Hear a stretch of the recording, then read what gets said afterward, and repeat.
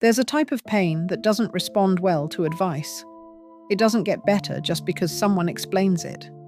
It doesn't dissolve because someone says, "You'll get over it." And often, it even worsens when people try to rush it.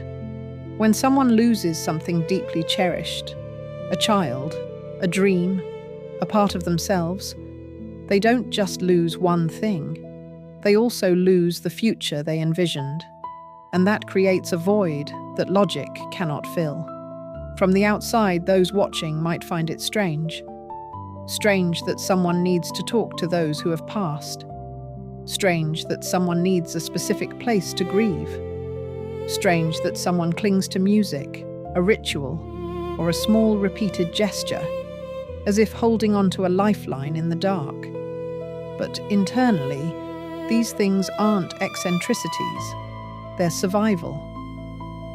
In Mr. Holmes, a 2015 film directed by Bill Condon, there's a scene that doesn't seem like a detective story, yet it might just be the most challenging mystery of all. The detective is renowned, respected, meticulous. He's the sort of man who approaches a problem with the same confidence with which he enters a room, convinced he'll see everything others overlook. One day, he receives a simple request. A husband wants him to follow his wife.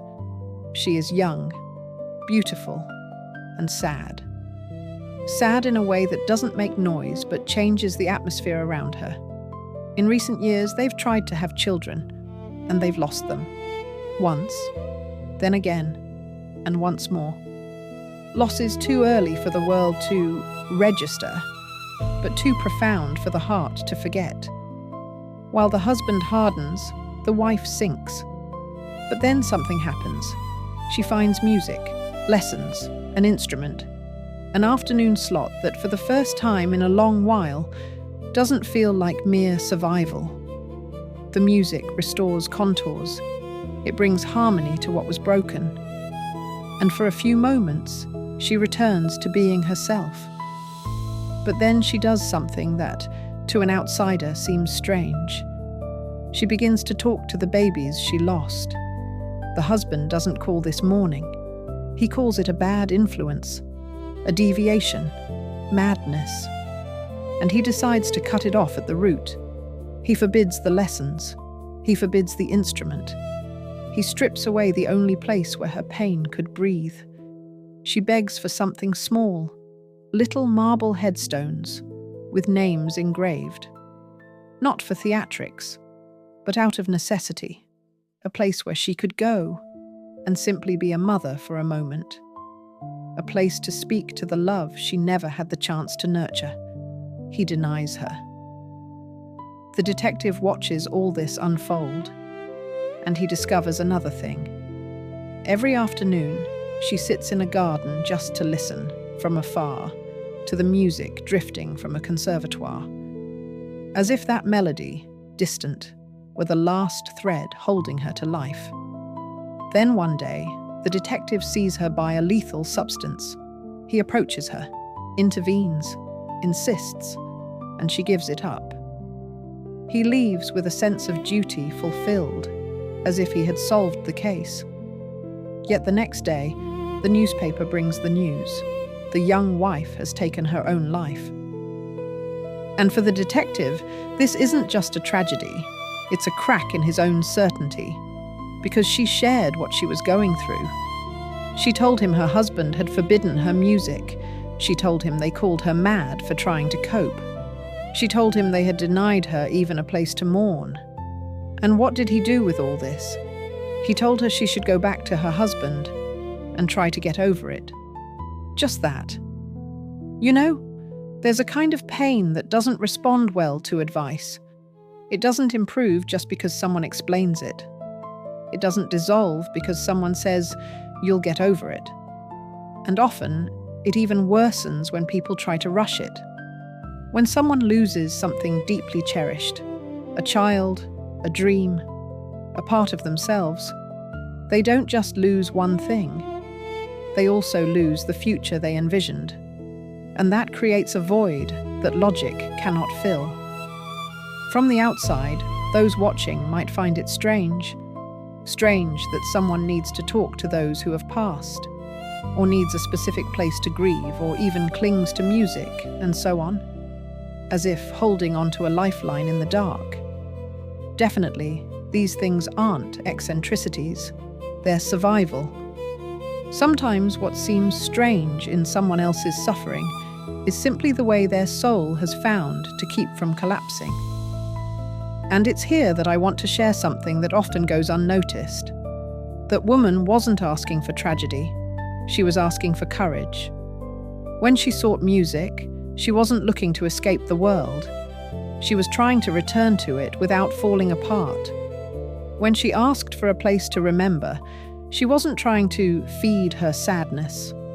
She was trying to give a name to the love, so it wouldn't become an unshapable weight in her chest.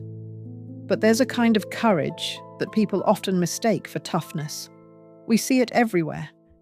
We see it in parents who tell children, "Don't cry." We see it in friends who say, "Stay positive."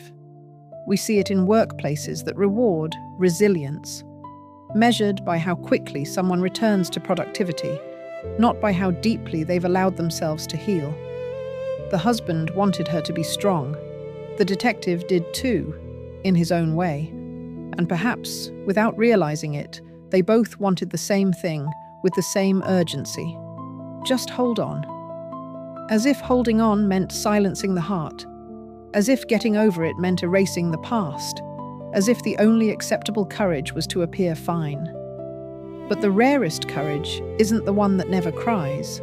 The rarest courage is the one that looks at loss and says, "I won't pretend this didn't happen."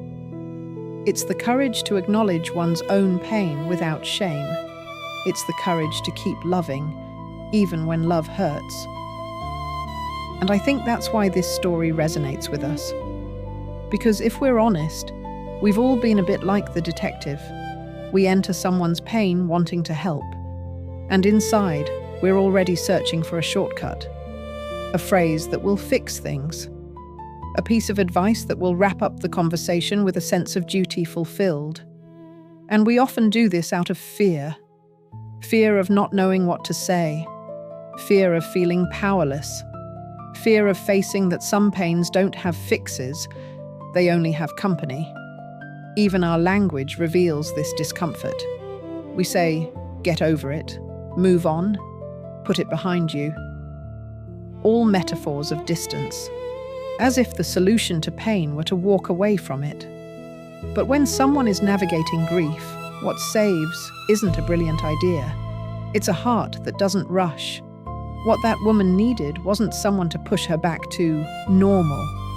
She needed someone to recognize that her normal had changed. And still, she deserved respect, kindness, and time. And perhaps that's where the story finds its comforting meaning. It leaves us with a simple question that doesn't accuse. It simply awakens. When someone close to us seems stuck in a loss, is it stubbornness? Or is it love without a place? And when we feel very practical, very secure, very full of certainties, is that wisdom? Or is it merely a struggle to remain present in the face of what can't be fixed? Sometimes the best help is to grant permission.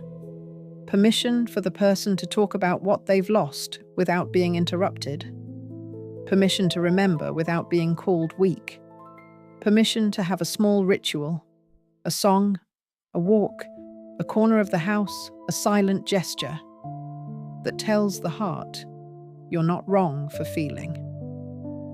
Because at its core, grief isn't proof that someone is broken.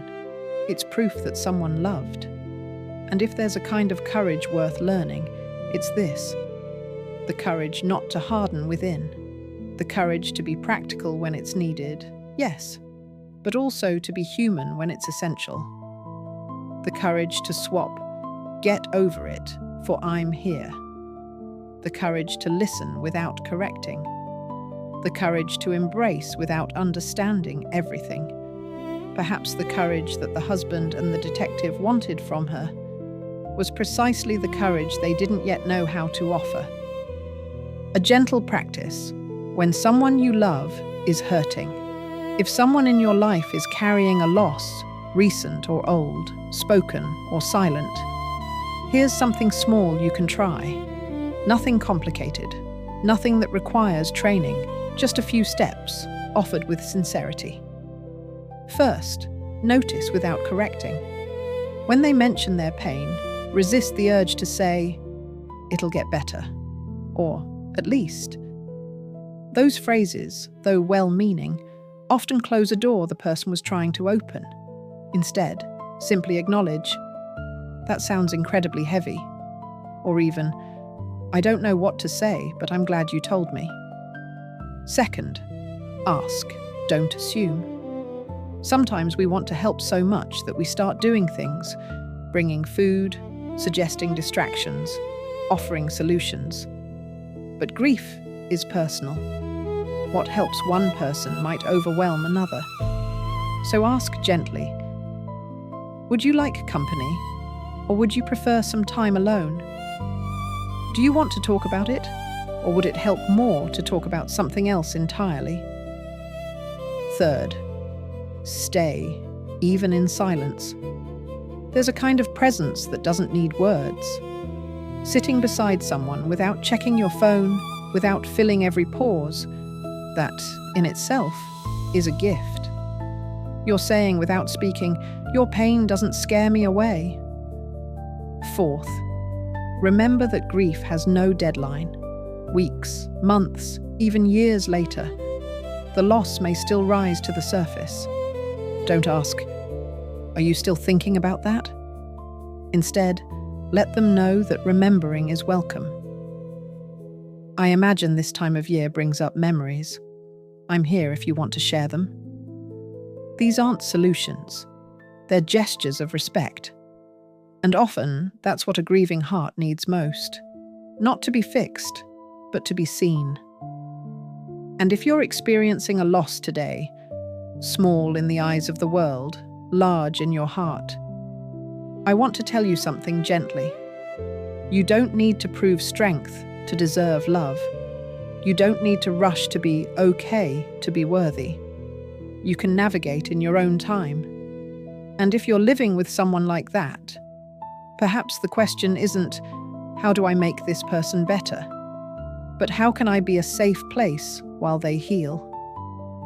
Sometimes it starts with something very simple. "Do you want to tell me about what you lost?" And then silence.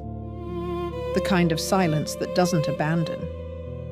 If this story resonated with you, hold on to one thought today. Choose one person, just one, and send a small message, without advice, without urgency, just presence. Something like, "I thought of you. If you want to talk, I'm here. And if you'd like to stay here a while longer, I'll share more stories like this. Stories that don't shout, but linger. Because in the end, that's how we care for each other. With truth, with tenderness, and with the courage to remain." If this reflection has touched your heart and brought a little light to your day, I ask you to leave a like and a comment on this video. This helps our channel Moments of Peace bring this message of awakening to more people who, just like us, are looking for meaning and inner peace. And feel free to subscribe to the channel so we can continue this journey of self-discovery together.